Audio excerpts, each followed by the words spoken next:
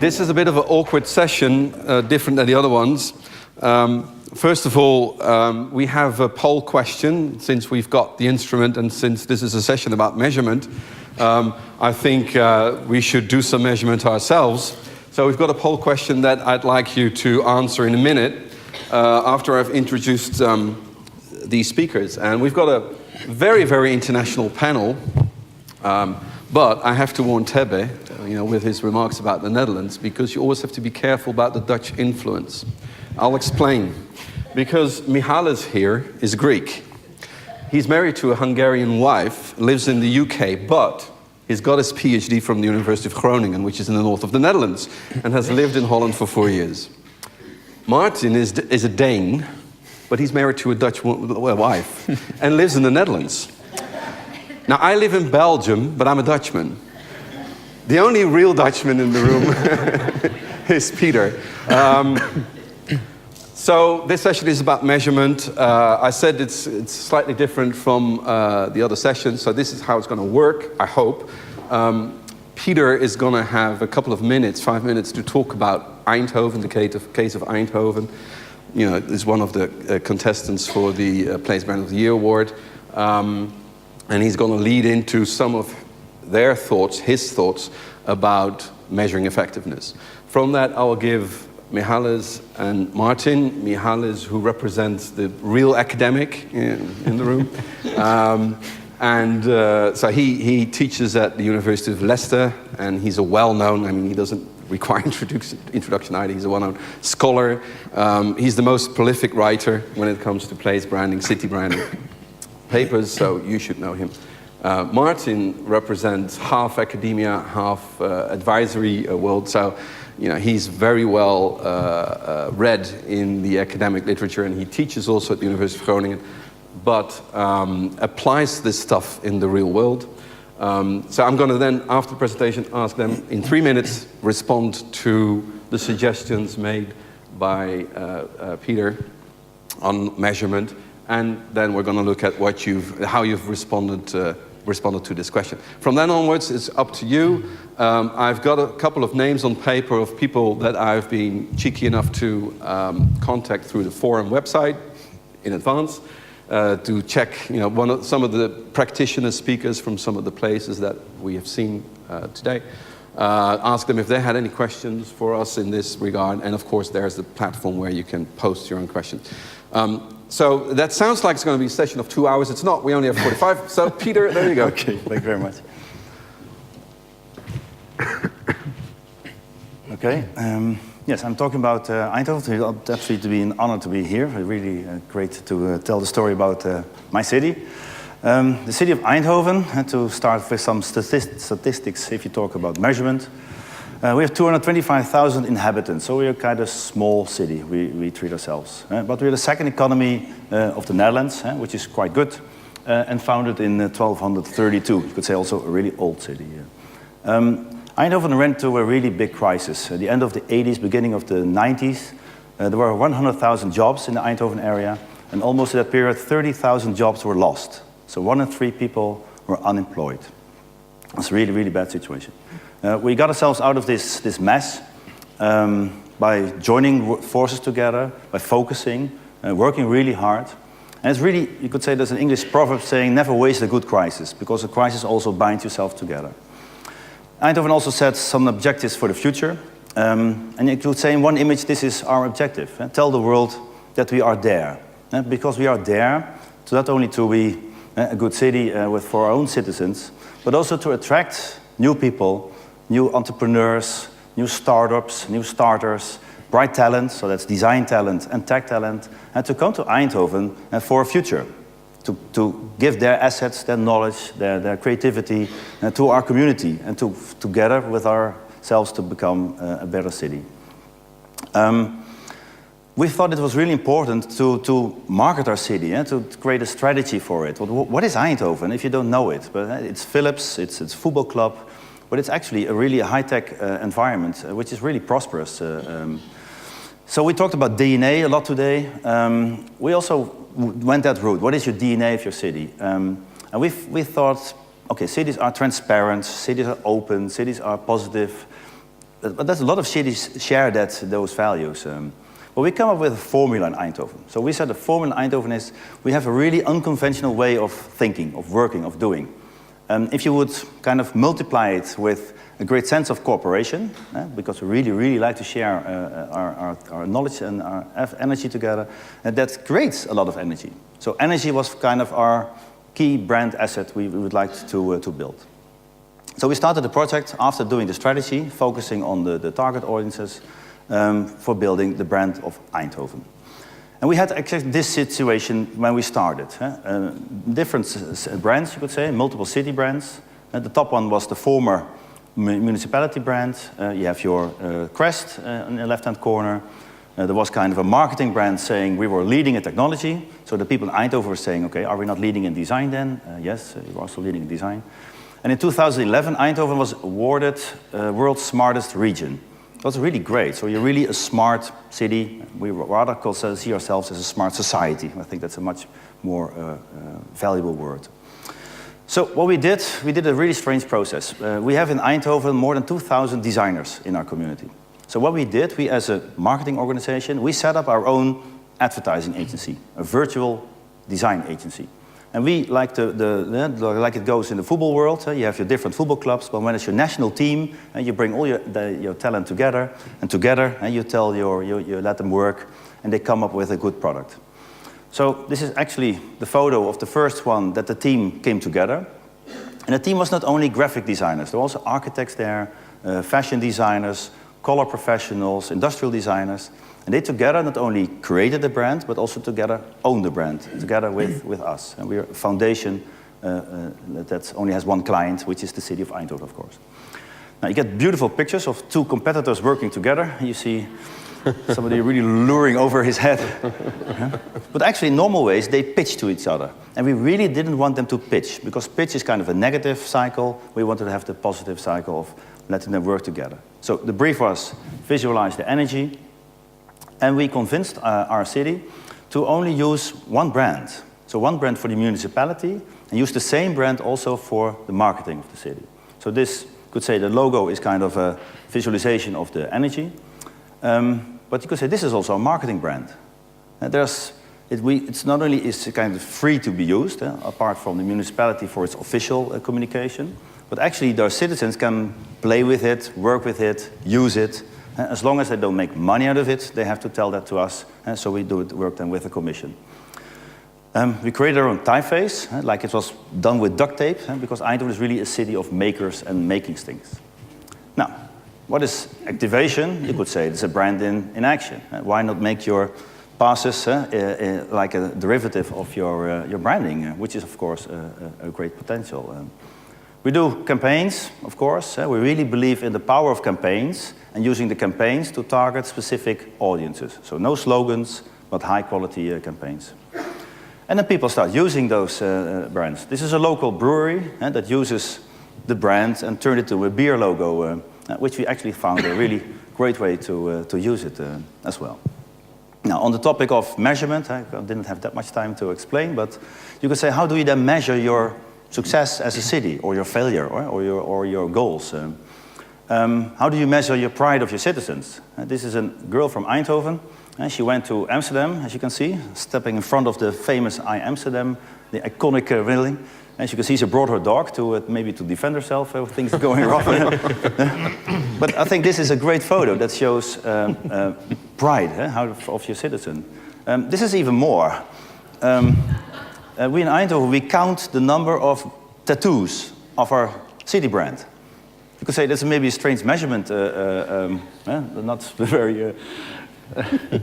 but it's a way to see that people really actually endorsing what you're doing and using it, even on their own body. And it's branding in its core essence, you could say. And there are many examples of these tattoos. If you're a design city, it's a really great way to show what is then, how do you measure that? On the right-hand side is my wife, Marion. We went to a store in the Netherlands. And this is a store in the city of Utrecht. It's a design store, but the store is named Eindhoven. So we think that's a really good compliment when your association of your city is design, that somebody in another city in the Netherlands names its store Eindhoven as a way like paracetamol or Luxaflex, they dominate an industry as a word. How do you measure social media? That's quite a discussion. Do you count the number of Facebook views or what is it, or Twitter, or maybe nowadays Snapchat is more interesting, or Vine, because there's so many more social media.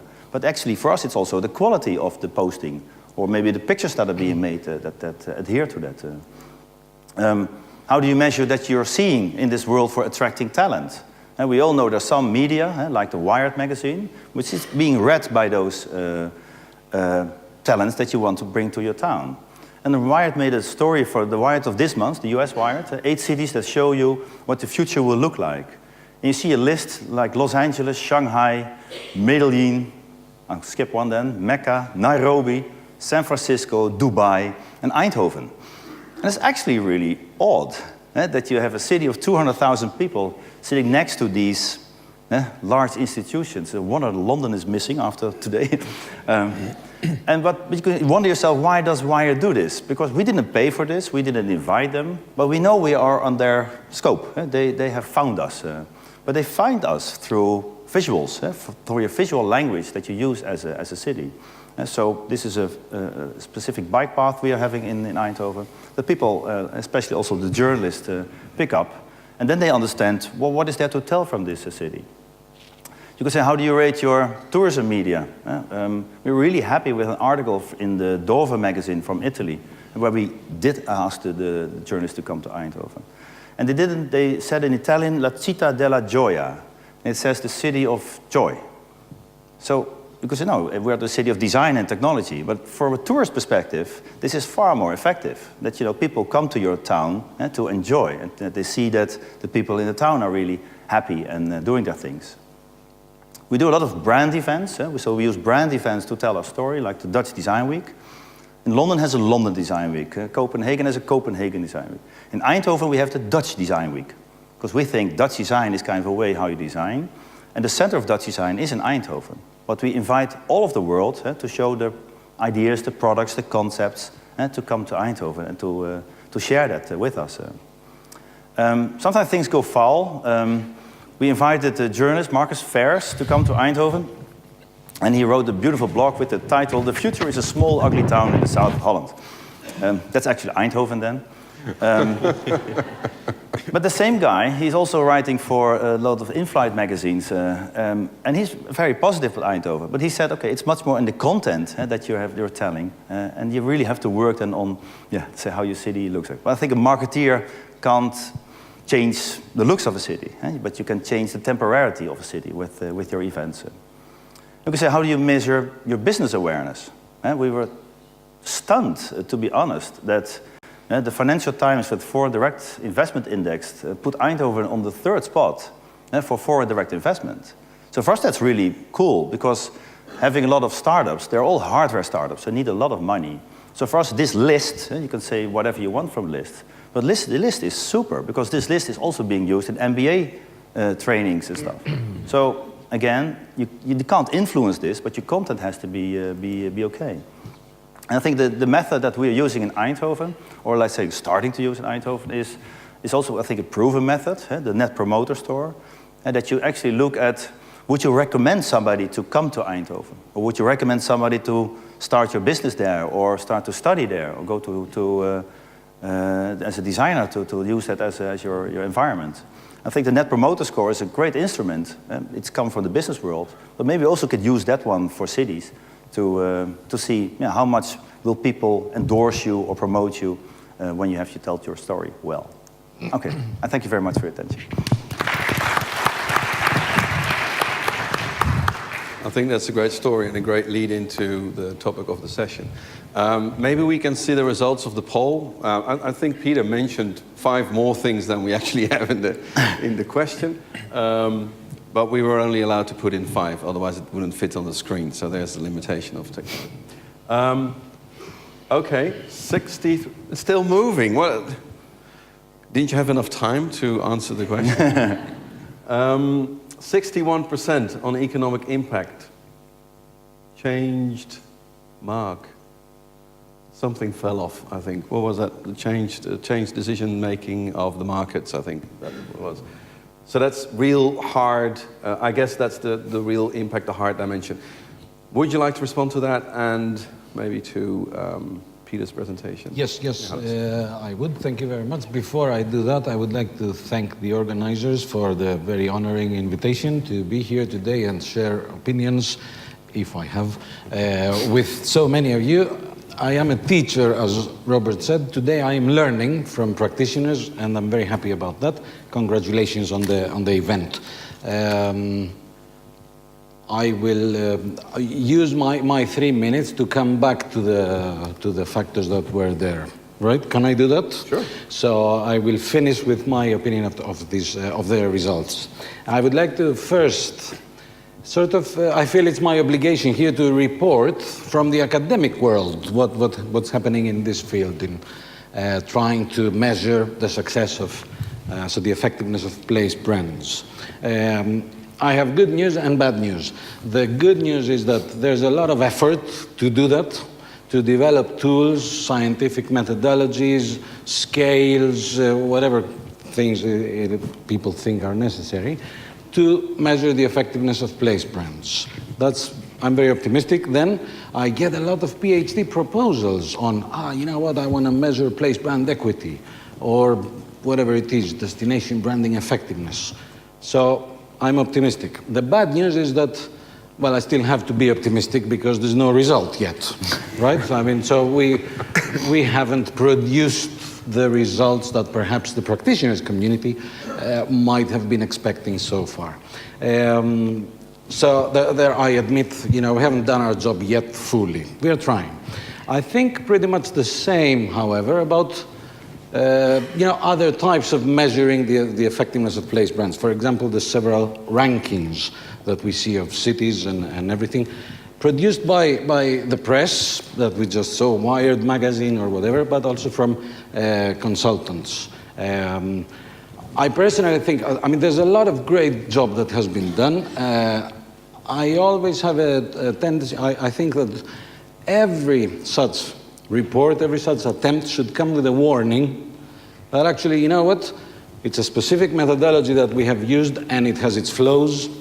It's specific people who have done it, and they have their own biases, their own understandings, their own interests to serve. I think there should be a warning like that in academic and non-academic reports on measuring the effectiveness of place brands. Ladies and gentlemen, I have here the resonance report.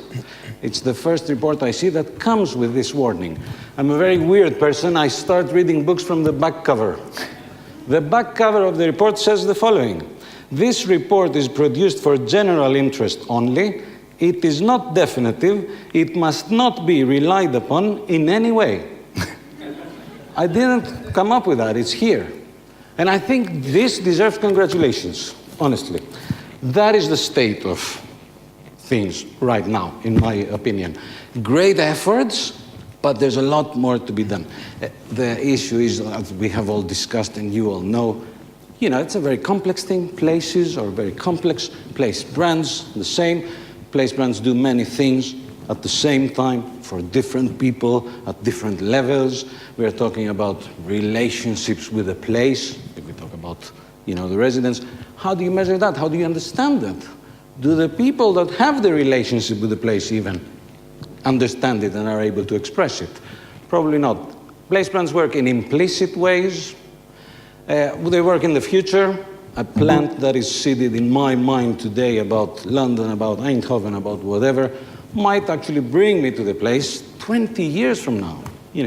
How do you capture that? How do you measure that? Two more things I want to say. The one is that very often we actually measure the success or the effectiveness of specific place branding activities. This was very clear, I thought, and I was very glad to hear it in the presentation about the brand Great. So the head of the campaign, I don't know if he's still here, it was a very interesting presentation.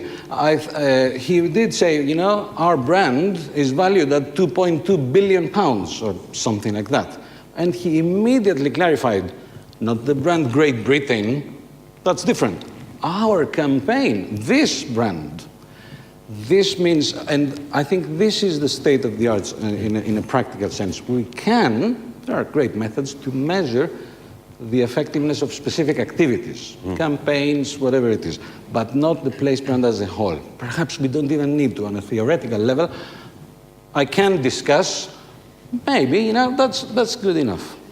But if we do want to talk about a more holistic approach, then I would say that the areas that you have suggested and people are voting for, I would say I understand the 63%.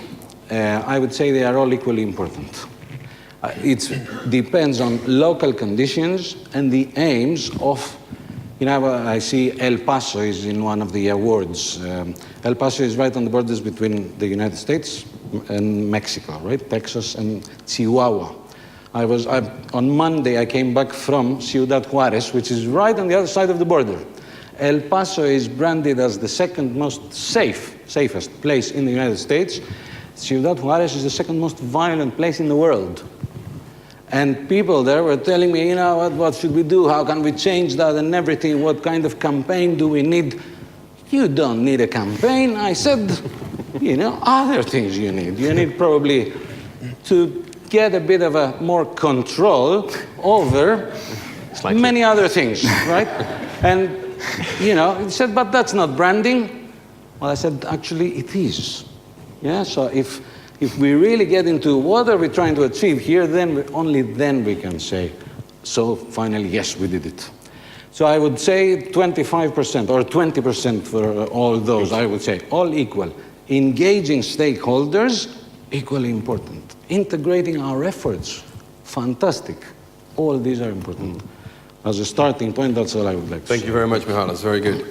By the way, you can see he's an academic and not a very good marketeer of his own work, because together with Nicholas Cull, who's also here, I co-edit the Journal of Place Branding and Public Diplomacy. And what I forgot to mention is that one of the reasons why he's on stage is that he was guest editor of a special edition of the Journal on place brand equity measurement. But he's just told us that you don't need to buy it because the solution is not in there if you're looking for it. So thanks a lot for that. But I did say great efforts, though. There's a lot to learn from the special issue. Martin. Yeah. Sorry. Yes, well, there's a reason why it's called the art and science, or the science and art here, because I completely agree with Michalis' perspective, and also in terms of the efforts of the scientific community and the, I wouldn't say lack of results, but lack of useful results. For practitioners. But from my perspectives on advising cities and regions to actually do something, when we're dealing with the measurement and the effect measurement issue, there seems to be quite high expectations that everything will be measurable.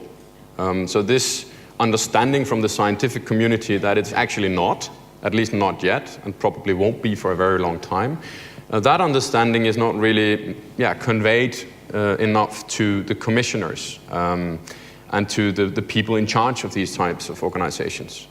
And to a certain extent, I think that we also have to be fair here. Traditional marketing and branding disciplines, to a large extent, have not really been able to prove in the scientific meaning of that word which outcomes that they're actually generating, which is why when you get a real commercial hotshot marketeer on stage, he would probably say that half his budget is wasted, but he doesn't know which half. I'm sure you know the cliche. Yeah. Right? But when we're talking about billions and billions and billions of marketing budgets for big multinational corporations, and they're incapable of doing it, how can you then go and ask a middle-sized city somewhere in Europe or in Africa or wherever on the continents of this planet, and go and say, well, we expect that you prove to us what the return of investment is on the private sector money you get and what the return of investment is on the public sector money that you get. That's one part. The other part is that what would actually be the results? Because in the art of measuring, that starts with actually setting goals and targets that are somehow realistic, and that serves two purposes. One of them is figuring out how you're actually doing. How is Eindhoven improving?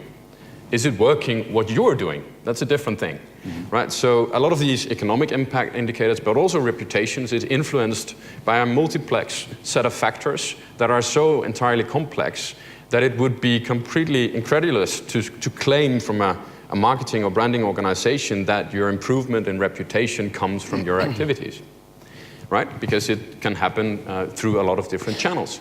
So we're trying to meddling through a big case of mud here. A different part is that what I've witnessed quite a lot of times is that when I look at effect measurement, most of the time it's because that I know that the life cycle of the organizations that get these tasks is very much dependable on those measurements. It goes as follows.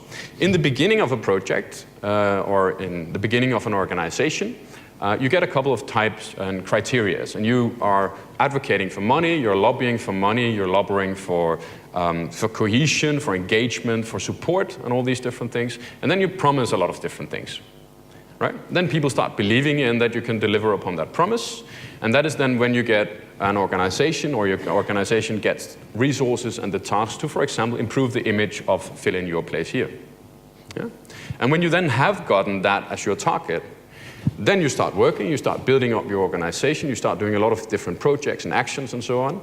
And somewhere along the way, you will start making some people annoyed with you, unless you're not doing your job well, right? But at a certain state, you will start pissing off some people somewhere.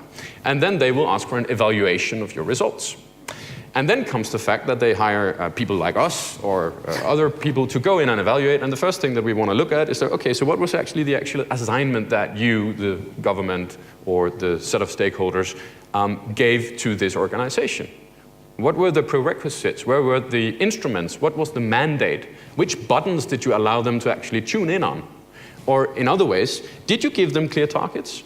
And did you give them instruments and resources in terms of people, skills, and mandates to actually do the stuff necessary to get those targets? And I have yet to come across a place where that matches. And I've done very many projects of this sort, amounting to, I think the last count was about 70, just evaluating, second opinioning, and looking at how we can improve stuff. And the sad thing is that when the evaluations are being asked, you get this cost-benefit culture looking around the corner, right? Like, okay, we invest in this, and we want you to show us what you're actually doing. Which basically are questions that start being asked when they stop believing that it's, that it makes sense what you are doing. So then you're already too late. And these things are, I think, a key problem, and that's also one, I think it's a personal challenge, at least for me, but for a lot of people working with this, to make sure that that kind of homework is done right in the beginning or corrected along the way before we get into this phase of evaluating organizations that have had no living chance of actually influencing those outcomes on which somebody else later drops in with his own criteria and start evaluating them. Thank you, Martin. Good comments. If I can, just one question myself. Isn't then one of the problems is that, in this room, the audience here, and I know this, of course, comes out of practice because this is what they're being made accountable for, saying change decision makers of target markets and economic impact should be the effect measurement, right? Mm. Isn't that part of the problem? Because I would say that is the most indirect effect that you can imagine that you could measure, right? All the others, stakeholder involvement, you could relate to the actions that you do, pride of local people, specific actions that you can do, even changing the image and awareness. I agree with you, there's many factors that influence image, but one thing you could do is that if you are on message, if you know what the big idea is that you want to bring up, you can actually measure if this is coming through in the message, in the minds of people. Mm. The one thing that is impossible to prove is, economic impact. If the exchange rate changes tomorrow, then you're screwed, right or not? Or am I wrong? Well, partly. The thing is, partly right, partly wrong. Mostly right. The thing is that when we talk about economic output, in my mindset, in my conceptual understanding of stuff, we're talking marketing. So we're not talking branding. Because I think that if you are looking at branding and you take branding seriously, you want to influence perception, image, and reputation. Mm. Because you believe that eventually would lead people and organizations to make the choices that you think they should make. When you do marketing, you want to increase conversion, you want to have people actually coming, you want to have more investment and all these different things. And those things are more easy to measure. Mm. So it actually begins by defining what is what marketing, you what is actually want. branding. Yeah, very good comment. Exactly, yeah. My light is on orange already, so that means that we only have 5 minutes. So I want to turn to the room. Can we switch the lights on because and have a mic? Because as I said, I contacted some of the practitioner speakers, and Louise Yule, I don't know, is she still here? Is she in the room of Copenhagen capacity? She had some questions. Does she still want to raise them, or she's ill? Oh, that's a shame. Send her our regards. Lior from Tel Aviv had maybe a question. Is he still here? Oh, you want to? Well, okay. The mic, please, for Lior. So you were talking beforehand about the fact that you have to understand what your goal is in order to be able to measure how successful you are in achieving. Our goal with Tel Aviv, the goal we were given, is to improve Tel Aviv's capability to compete with other cities over talent, technology, students, investment, etc. Now, in order to measure our ability to compete with others, we need to be able to measure it in a comparative way. And yet, Tel Aviv is a city of less than 500,000 people, and we need to compare ourselves to a city like London, which has over 8 million. So how does the size of the city play into its ability to compare with other cities? Do any of you want to take that question? Yeah, maybe I should then address the size, being the Yeah. single smallest city here, representative here. I think Monaco was smaller than Eindhoven. But I think still, as a small city in size, you can have a big impact. And also, I think a lot of cities are part of a greater region. And so the greater region of Eindhoven is 750,000 people. And so, but the core brand or core asset that people know of is then Eindhoven in that case. I think that we learned a lot. We also the discussions about what startups. That's also a discussion that's becoming up as a measurement tool. How many startups are there in your city? And we looked into that. Okay, what is then a startup? And in some cities, a definition of a one-person web agency is a startup. Now, in Eindhoven, we don't see that as a startup. It technically is. Somebody started a new business, but its economic effect is very small. You can also have a startup that makes hardware and that grows in a few years into a 200 million euro company. That is a startup that we aim for, that really has an economic effect on your local economy. So not only just that notion of what is a startup and starting company is now, there's also no clear science and art on definition. Yeah, I also think it's a matter of what are you measuring? Are you measuring hard facts again? Are you looking at the real economic stuff, like the number of new startups, the number of new arrivals, whatever? Or are you looking at, did I shift the needle in terms of the image positioning of our city compared to the image positioning of other cities? Those are different things again. And in terms of the soft measurements, then size is maybe not as important as on the hard measurements. All this leads to the following. I think that benchmarking is an art. To choose which ones to not to compete, but to look at is an art. Takes a lot of thinking. We cannot all be London, and we don't want all to be London. It would probably be advisable to link up with a number of cities that you find comparable in terms of ambitions and in terms of size, and then to start sharing data to satisfy the need of your commissioner. But I mean, the task is maybe a little bit off. Yeah. Right? I mean, why show that you're able to compete with other cities? Compete about startups. Startups are stuff that happens from the inside out if it's good. So it's not something that you have to compete, that somebody isn't starting his business there or isn't starting there. Then we're talking about investment and these kind of things. So I think just for the startup sector, I mean, if you're improving relative to yourself, then you're doing a quite good job, isn't it? Yeah. And if you're talking about tourism, if you're growing 6%, but everybody else is growing 20%, then you're not going. So it depends on the market. Yeah. I want to turn to the screen because we have some questions on there. And there's another question, I think, in the room. Yeah, I'll come back to that. Can we evaluate place marketing performance without measurement? Can we evaluate place marketing performance without measurement?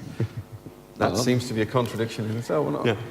No. I see the question and I have the answer. The answer is the tattoos that we saw earlier, you know. Well, he's counting them. He is counting, but that's the mistake. They're sent in. If you get one person to tattoo the name of the city or whatever it is, love the city so much, for me that's a great evaluation of what we are doing here. I do think my answer to that would be it doesn't necessarily have to be a quantitative number-based measurement. That's which is still a measurement perhaps, but it doesn't really have to be number-based. Can we take one more question from the room? One more. I have a question. Earlier speaker said, quote, Can you say who you are? I'm Ray We Hoyt. can't see you very well. I'm from the U.S. One of the speakers earlier said, quote, what gets measured gets done. So as you talk about conflict and when one of us gets questioned by our elected officials or our private investors, and we have somebody that's been measuring X for 3 years, and a consultant like yourself comes in and counters that measurement, as an industry, I look at you all and say, get it together. Can we settle on a metric or measurements, whether they be intrinsic by earned media or they be by direct number, but don't leave us hanging, because that's what happens. We work with consultants like yourselves, and then another consultant comes in 3 years later and kiboshes your measurement, and then we're all starting from scratch. And I wonder, as an industry, as educators and as professionals, how do we fix that? Because we depend on you. Absolutely, that's a very good comment. I don't see it as a question. I think you see it as a criticism, as a comment. And I think a good way to answer that, finish, though. because this is exactly the reason why it's such a great initiative that we're here, and we should thank the organizers for this wonderful opportunity to meet. With that, I would like to finish, and I think it's really a great initiative, and we should continue this and meet again next year and talk more about measurement. Thank you.